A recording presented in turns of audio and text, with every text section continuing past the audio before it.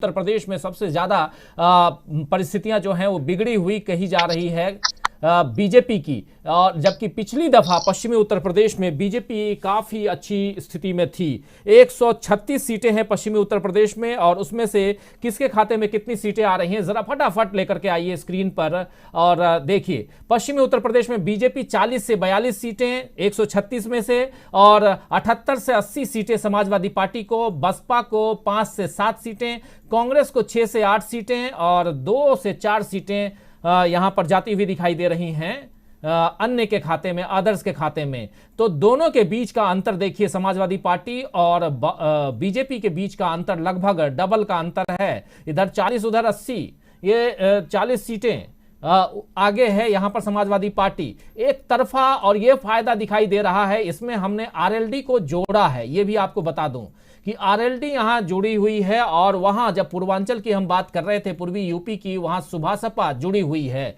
तो आरएलडी और सुभासपा के साथ में इस बार जो गठबंधन है समाजवादी पार्टी का, और वो यहां साफ दिखाई दे रहा है उसका रिफ्लेक्शन कि समाजवादी पार्टी को इस गठबंधन का फायदा मिल रहा है। लेकिन बहुजन समाज पार्टी और कांग्रेस जो कि चौथे नंबर पर रही, मात्र 7 सीटें आई थी, इस बार बेहतर करती हुई कांग्रेस दिखाई दे रही है। और दोनों में, पूर्वी उत्तर प्रदेश और पश्चिमी उत्तर प्रदेश में, दोनों जगह कांग्रेस दूसरे नंबर पर जाती हुई दिखाई दे रही है।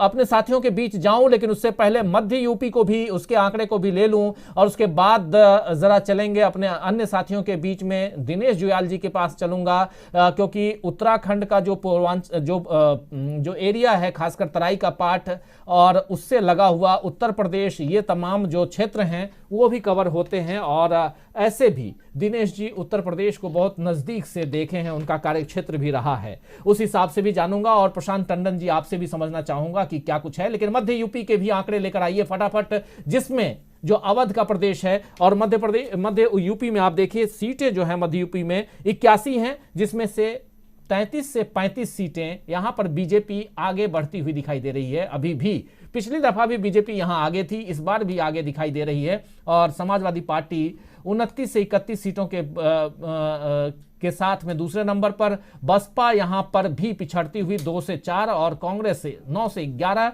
जबकि आम आदमी पार्टी कुछ भी नहीं है, 3 से 5 ये। तो पश्चिमी उत्तर प्रदेश और मध्य यूपी, पूर्वी यूपी, ये 3 आंकड़े, चौथा बुंदेलखंड है। इन 3 आंकड़ों के साथ अब सीधे दिनेश जुयाल जी आपके पास आना चाहूंगा। आंकड़े आपके सामने हैं, क्या कहेंगे? और खासकर पश्चिमी उत्तर प्रदेश और प्रधानमंत्री नरेंद्र मोदी के माफीनामा के बाद भी परिस्थितियां यहां पर बदलती हुई दिखाई नहीं दे रही हैं, खासकर पश्चिमी उत्तर प्रदेश में। जी राजीव जी, जो कृषि कानूनों का सबसे ज्यादा असर है वो पश्चिमी उत्तर प्रदेश में है। यहाँ पर समाजवादी पार्टी और रालोद में गठबंधन लगभग हो गया है। तो 36 सीटें इन लोगों ने तय कर ली हैं, 4 सीटों में बातचीत चल रही है, वो भी फाइनल हो जाएगा 1-2 दिन में। तो और यहाँ पर ठीक ठाक माहौल है किसानों का, जो भाजपा से नाराज हैं, और वो जो पिछली बार जो मुजफ्फरनगर के दंगे के बाद जो माहौल बने थे, उसको टिकैत ने और इनके आंदोलन ने काफी हद तक धो दिया है। तो भाजपा यहाँ पर पश्चिम उत्तर प्रदेश में बहुत असहज है।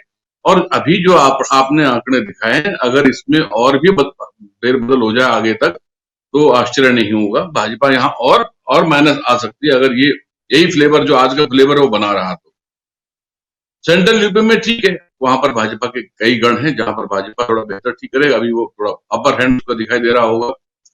ईस्टर्न यूपी का तो अब वहां पर जयशंकर जी हैं, उन्होंने ठीक समझ लिया है चीजों को। और जयशंकर जी जो कह रहे थे, देखिए उनकी बातों में एक चीज दिखाई दे रही है कि भाई जो रिफ्लेक्शन हो रहा है, और जो जिस तरह से जो मीडिया, मिनिस्ट्री मीडिया और सोशल मीडिया को मैनेज किया जा रहा है, उसका भी इम्पैक्ट पड़ता है और पड़ रहा है। तो एक तो उनके पास ये मीडिया मैनेजमेंट है, बहुत बढ़िया पकड़ है उनकी मीडिया और सोशल मीडिया पे। और दूसरा जो उनका बूथ मैनेजमेंट है, बूथ लेवल का मैनेजमेंट है। तो दोनों ही लेवल पे भारतीय जनता पार्टी काम कर रही है, और उनका प्रचार तंत्र जो है वो किसको क्या बना देगा, है कहने की बात है। और बड़ी बड़ी चीजें कह जाती है, आपने कहा भी कि गृह मंत्री ऐसा बोलते, कुछ फर्क नहीं पड़ा इस देश की जनता को कि गृह मंत्री ऐसी बातें बोलते। प्रधानमंत्री ने बहुत बड़ी बड़ी बातें बोली है, कहा नालंदा, कहा कुछ क्या क्या कुछ बोल देते हैं।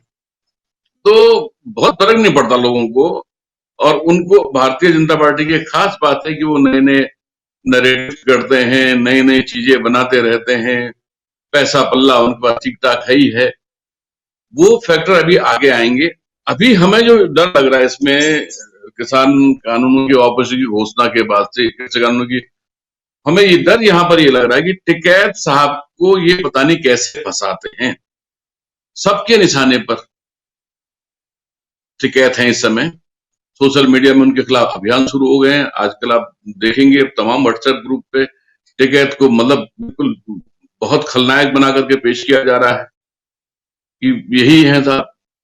उनके तरह तरह के चरित्र बताए जाने शुरू हो गए हैं। तो भारतीय जनता पार्टी के खेल भी अभी उनके पत्ते खुलने बाकी हैं। मोदी जी ने बड़ा दांव चल दिया है और वो ये भी देख रहे हैं कि ये दांव जिस रूप में चला उसका कोई फायदा तो नहीं होने वाला है, इसके आगे कुछ करना है। पहले ही सोचा होगा हमने कि इसका अगर ऐसा होगा तो क्या सोचना है। तो अभी हमें उन चीजों वो सब नौटंकी देखने के तैयार रहना चाहिए। अभी काफी वक्त है चुनाव में, इतने देर में तो क्या से क्या हो जाएगा। तो बहरहाल जो जो आंकड़े आपने पेश किए वो कमोबेश ठीक है साहब, वैसे ही है यहाँ का माहौल। पश्चिम उत्तर प्रदेश में तो निश्चित रूप से भारतीय जनता पार्टी का बहुत बुरा हाल होने जा रहा है।